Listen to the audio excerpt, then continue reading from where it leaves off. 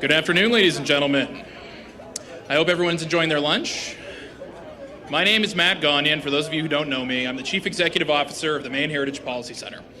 It's my distinct honor to welcome you all here today for our annual celebration of freedom and opportunity in the state of Maine. We're gathered here today to honor two individuals who embody those principles in their lives every day and have done some tremendous work building the conservative movement in Maine over the years. I'll be giving a formal introduction a little bit later on in our program, but I just want to take a moment to congratulate Rupert and Suzanne Grover and thank them very much for being with us today. So if you'll join me, please.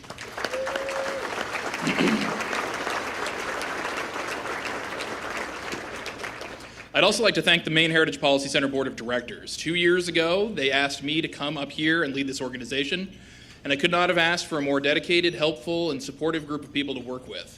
What MHPC does simply wouldn't be possible without this tremendous group of people, and they all deserve our thanks for all they've done to advance freedom in the state of Maine. So thank you very much to them as well.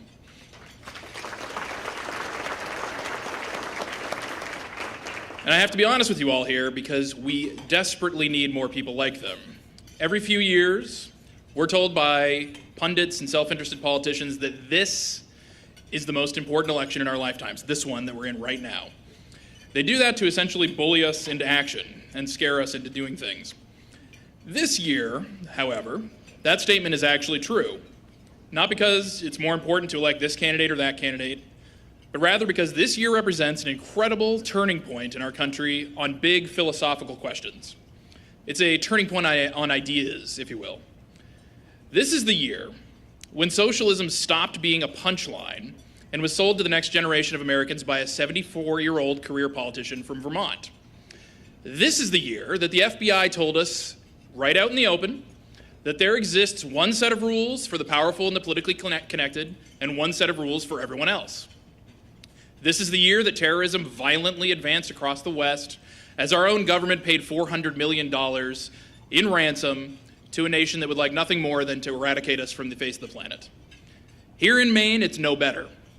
This is the year that we learn that Maine's population is going to actually decline by 1,000 people, even with new immigration. And that disturbing trend of more people dying than being born will continue and grow more aggressive. This is the year that 87,000 acres of Maine land that can never be recovered was given to the federal government with the intention of creating a national park, despite the almost universal opposition to that by those who are closest to it. This is the year that they started actually coming for your guns, for real, with Michael Bloomberg poised to spend upwards of $6 million in the state of Maine to enact a so-called universal background check referendum in the state. This is a state, by the way, that has the second lowest rate of gun death in the entire country, so a solution in search of a problem if I've ever seen one. This is the year that $12 per hour as a minimum wage was put on the ballot by liberal special interest groups who said with a straight face that they want to give poor people a raise, despite the fact that it's going to lead to widespread job loss and cut hours among those very same poor people, and will condemn wait staff to abandon tips and become minimum wage workers.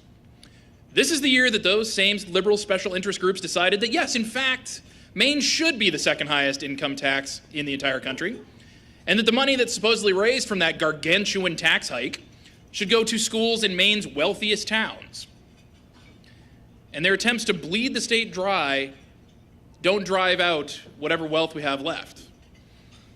Everywhere we look, the left is advancing and advancing without apology, remorse, or any intention of retreating. But I have a message for everyone here today. That advance stops now. They've had their turn. And they've run this state into the ground too many times already. Their ideas are the past. Their ideas have caused the state to suffer for 4 decades. And it's time that we rejected what the left has to offer. We reject, for instance, those that look at the poor and see only political opportunity.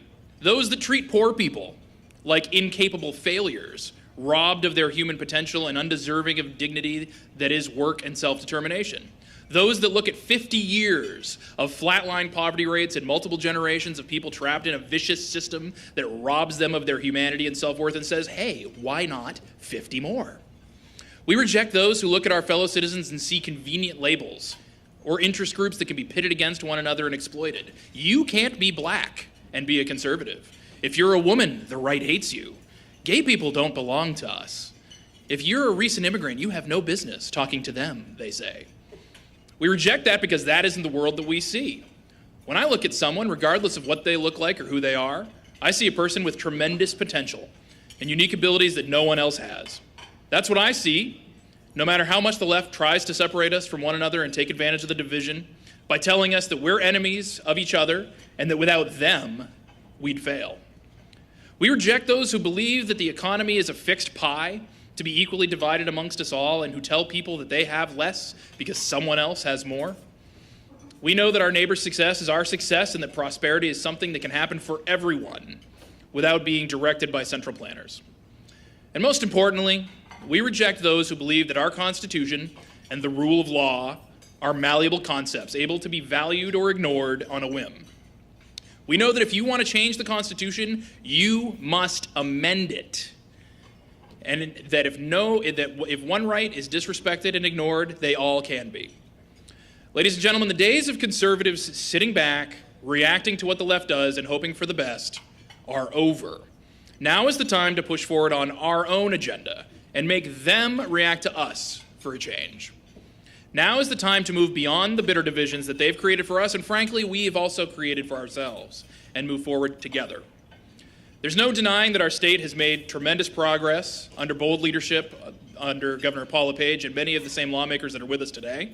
They've confronted the political cartel that has controlled Augusta for decades and shaped a reform agenda that's left us more prosperous and more free. But the left hasn't made it easy. It's been a struggle for every single inch of progress that we've made over the past 6 years. And we have to be careful. We have to make those reforms stick now, forever, or slip into failure. As we head into the next legislative session, the Maine Heritage Policy Center will be pushing hard to make sure that not only do those reforms stick, but we go further and make transformative change that cannot be undone. It's time, ladies and gentlemen, to build a new legacy for the state of Maine. We want a budget that spends less than the one that we passed last time.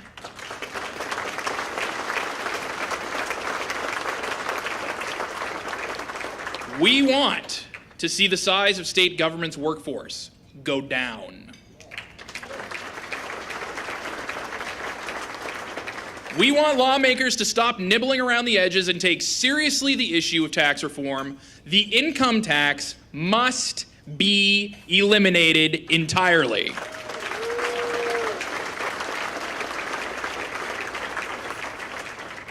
We want to give Maine people the power over their own health care and lower costs. That's why we will continue to work to pass a bill that unleashes the direct primary care industry and enact the right to shop concept here in Maine. We want Maine to finally, after long last, pass right to work legislation. Furthermore, we will not rest until the undue influence of public sector unions is curtailed, and we will actively work to break their stranglehold on state government by forcing public unions to actually justify their own existence to their own members. We want to end once and for all the corporate cronyism that has for too long plagued our state and eliminate the expedited win law. We want to establish educational savings accounts to return the power and responsibility of educating children where it belongs, into the hands of parents instead of the hands of government bureaucrats. And we want to push further on the issue of welfare reform and continue the incredible progress that we've already made. After all, if Connecticut and Massachusetts, my friends, can have TANF benefits of 2 years or less, Maine can do better. This is why the Maine Heritage Policy Center exists. This is our agenda. We're going to work tirelessly to implement it, and we're going to succeed. But we can't do it alone. The power of each and every one of us acting together can change this state. That's why at your seat you're going to notice a small little donation card. If I can ask everyone here, each and every single one of you, to commit to sending the Maine Heritage Policy something very small, $25 per month. Even if you're already an annual donor of ours, then we would collectively, in this room, be able to raise an additional almost $100,000 for the Maine Heritage Policy Center per year. I can't tell you what that would mean to our organization. If you can do more, or you want to make an annual gift, of course, we'd be thrilled. But please fill out that card. If you just fill it out with your information, leave the card at the table or hand it to one of our staff. We will be in touch with you to set that up. Your support is what makes what we do possible. The agenda I just listed out, of course, what we're working on this year. And I can't possibly thank you enough for what you do to make MHPC exist. Thank you again for coming here today and for supporting our organization, and I hope that you enjoy the rest of our program.